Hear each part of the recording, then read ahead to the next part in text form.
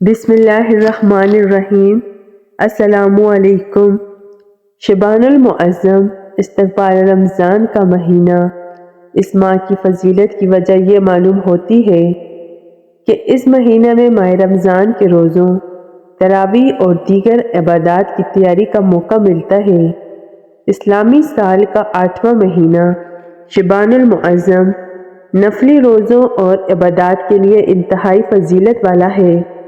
اس ماہ کی فضیلت کی وجہ یہ معلوم ہوتی ہے کہ اس مہینے میں ماہ رمضان کے روزوں، تراویح اور دیگر عبادات کی تیاری کا موقع ملتا ہے۔ رمضان المبارک کے استقبال اور عبادت کی تیاری ہی کی وجہ سے حضرت صلی اللہ علیہ وآلہ وسلم نے اس مہینے میں خصوصیت سے خیر و برکت کی دعا فرمائی ہے۔ حضرت انس رضی اللہ تعالیٰ عنہ فرماتے ہیں کہ رسول اللہ صلی اللہ علیہ وآلہ وسلم یہ دعا فرمایا کرتے: اے اللہ، ہمارے لیے رجب اور شعبان میں برکت عطا فرما اور ہمیں رمضان کے مہینے تک پہنچا۔ حضرت انس رضی اللہ تعالیٰ عنہ بیان کرتے ہیں کہ رسول اللہ صلی اللہ علیہ وآلہ وسلم سے پوچھا گیا کہ رمضان کے بعد سب سے افضل روزہ کون سا ہے؟ آپ صلی اللہ علیہ وآلہ وسلم نے ارشاد فرمایا: شعبان کا۔ رمضان کی تعظیم کے لیے ترمذی حضرت عائشہ صدیقہ رضی اللہ تعالیٰ عنہ فرماتی ہیں: میں نے نہیں دیکھا کہ آپ صلی اللہ علیہ وآلہ وسلم کسی مہینے میں شعبان سے زیادہ نفلی روزے رکھتے ہوں۔ اس کے ساتھ ساتھ حضرت ابو ہریرہ رضی اللہ تعالیٰ عنہ سے روایت ہے کہ رسول اللہ صلی اللہ علیہ وآلہ وسلم نے ارشاد فرمایا، یعنی جب آدھا شعبان باقی رہ جائے تو روزے مت رکھو۔ علماء اکرام نے اس کا یہ مطلب بیان کیا ہے کہ یہ اس حدیث شریف میں ممانعت ان لوگوں کے لیے ہے جن کو روزہ کمزور کرتا ہے۔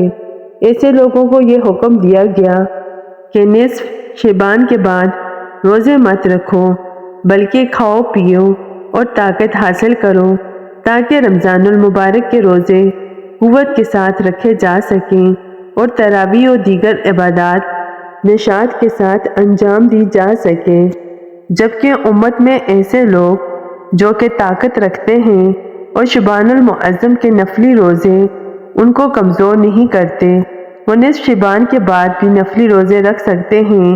حکیم العلامت حضرت مولانا محمد اشرف علی تھانوی رحمۃ اللہ علیہ فرماتے ہیں: میرا ذوق یہ کہتا ہے کہ رمضان المبارک میں شب کو جو جاگنا ہوگا، شعبان المعظم کی شبوں میں جاگنا اس کا نمونہ ہے، اور شعبان المعظم کے نفلی روزے رمضان المبارک کے فرض روزوں کا نمونہ اور عادی بنانا ہے، اور آدھے شعبان کے بعد روزوں سے جو منع فرمایا گیا ہے یہ در حقیقت رمضان المبارک کی تیاری کے لیے فرمایا گیا ہے، یعنی کھاؤ پیو اور رمضان کے لیے تیار ہو جاؤ اور یہ امید رکھو کہ روزے آسان ہو جائیں گے۔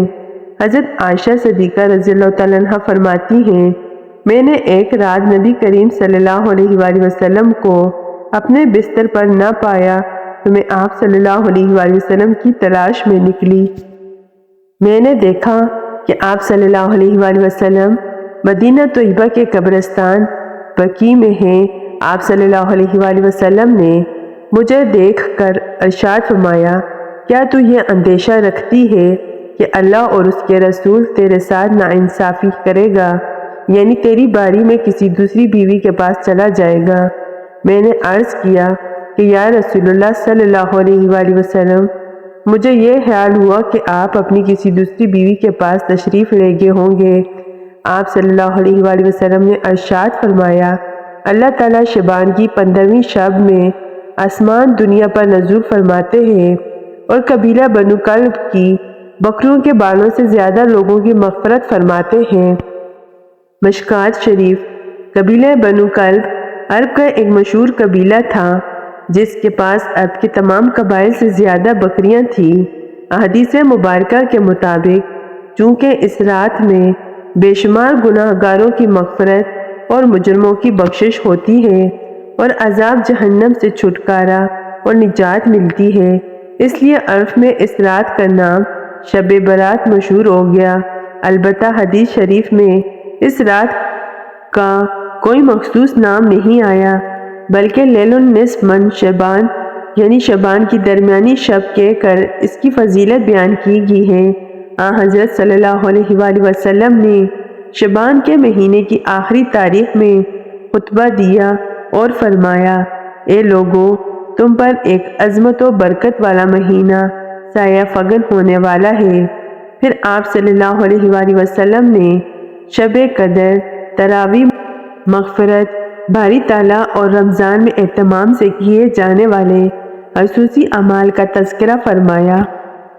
بارگاہ الہی میں دعا ہے کہ اللہ رب العزت ہمیں اس ماہ مبارک میں زیادہ سے زیادہ عبادت کرنے والا بنا لے اور رمضان مبارک کے استقبال و عبادت کے لیے تیاری کی توفیق عطا فرمائے، جو کہ ہمارے گناہوں کی مغفرت اور اللہ تعالیٰ کی خوشنودی کا ذریعہ بنے۔ آمین ثم آمین۔